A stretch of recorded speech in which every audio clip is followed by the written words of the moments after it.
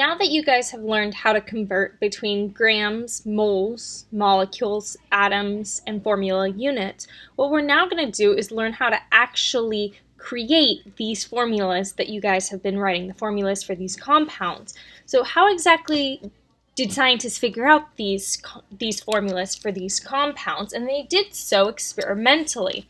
And so there are two different terms that you need to learn in order to be able to talk about these formulas. The first one is empirical formula.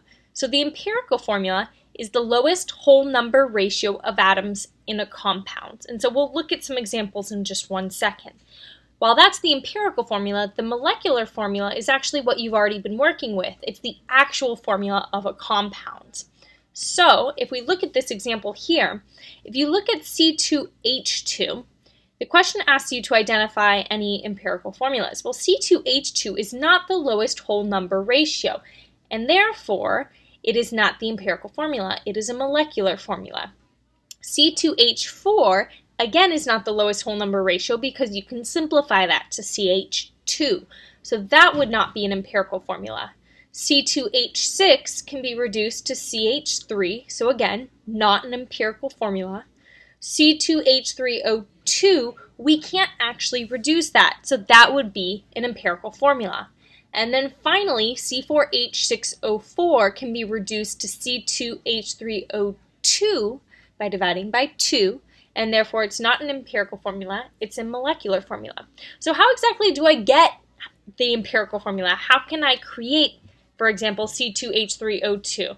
Well, you would do so experimentally. So if you were to take 2.5 gram sample of a compound and you were to discover that 0.900 grams of it is calcium and 1.60 grams of it is chlorine, you can actually determine the empirical formula. So what we're going to do, the subscripts for all of these molecules, they are actually the number of moles. So all we need to do is the following. We're going to take the number of grams of each of these elements, so calcium to start with, and we're going to convert it to moles. So I'm going to crisscross swoosh. I'm going to put grams on bottom and moles up top. Okay, I'm going to put the molar mass of calcium on bottom and 1 on top for moles.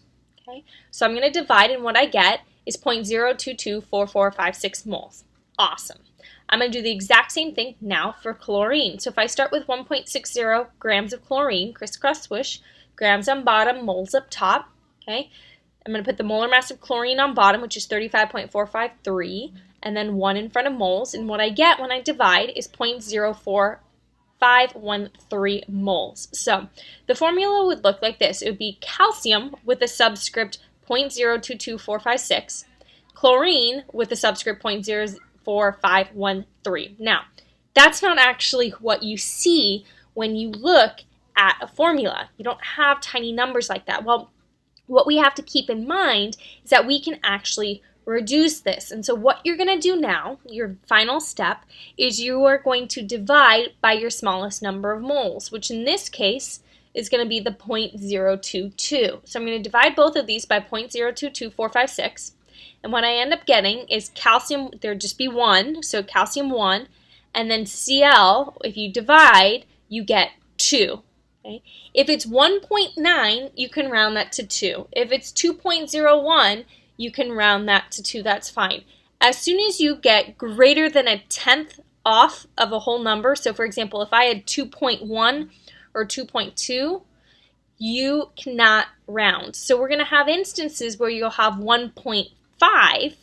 So for example, in this problem, if I had CaCl 1.5, I cannot round that to 2. So what you need to do in that case is take both of those subscripts, the 1, the implied 1, and the 1.5, and multiply them by 2. So you would get 2 for the subscript for calcium and 3 for the subscript for chlorine. But in this case, it actually worked out nicely. You got almost exactly 2, and so there is your empirical formula, CaCl2. Okay? Let's try one more example. What if instead of masses, I gave you percents? Well, it might seem a little bit intimidating until you realize that what I can say is, all right, the total mass of my sample is 100 grams. If the total mass of my sample were 100 grams, then I would have 79.8 grams of carbon and 20.2 grams of hydrogen. So that's exactly what I'm going to do. And then it's the exact same thing as the previous problem. So I'm going to go from grams of carbon into moles of carbon by dividing by the molar mass of carbon, and I get 6.6439 moles. Then I'm going to take 20.2 grams of hydrogen, same thing, use the molar mass of hydrogen, and I get 20.03968 moles. Okay, I'm going to write this as C subscript 6.6439, H subscript 20.03968. My last step, again, is to divide by my smallest number of moles, which is 6.6439. And what I get is C, 1, but I'm not going to put the 1, H, 3. And I'm done, because the value that I got by dividing the 20 by the 6 was extremely close to 3. I think it was like 2.99 or 3.01, so I could round it to 3. Okay? So that's how to find the empirical formula. Well, here's the problem. The empirical formula is not always what you would see in the real world. Instead, what you would see would be the molecular formula. So how do I go from empirical formula to molecular formula? Well, what I've got to do is I've got to take the molar mass of the molecular formula, which will be given to me, and divide it by the empirical formula mass. When I do that, I get a whole number. That's my N. What I need to do is take my empirical formula, multiply all of the subscripts by that whole number, and that will give me my molecular formula. So let's look at an example. Here, I'm given the empirical formula, CH3O. And so what I need to do is I need to take the molar mass of the molecular formula and divide it by the molar mass of the empirical formula. Well, the first thing I got to do is figure out the molar mass of the empirical formula. Okay, so carbon is 12.01, hydrogen, there are 3 of them, 1.008, and then oxygen 15.99. So what I end up getting for the empirical formula molar mass is 31.024. I'm going to take the molar mass of the molecular formula, which is 62, and I'm going to divide that by 31, and that gives me the whole number of 2. Okay, that's my N. So I'm going to take my empirical formula now, CH3O, and I'm going to multiply all of the subscripts by 2. So for carbon, the subscript's 1, so it's going to be C2, H will be 6, and O will be 2. And that is how you go from your empirical formula to your molecular formula. So now you know how to experimentally determine your empirical formula. And from your empirical formula, as long as you have the molar mass of the molecular formula, you can figure out what the formula for the molecular formula is.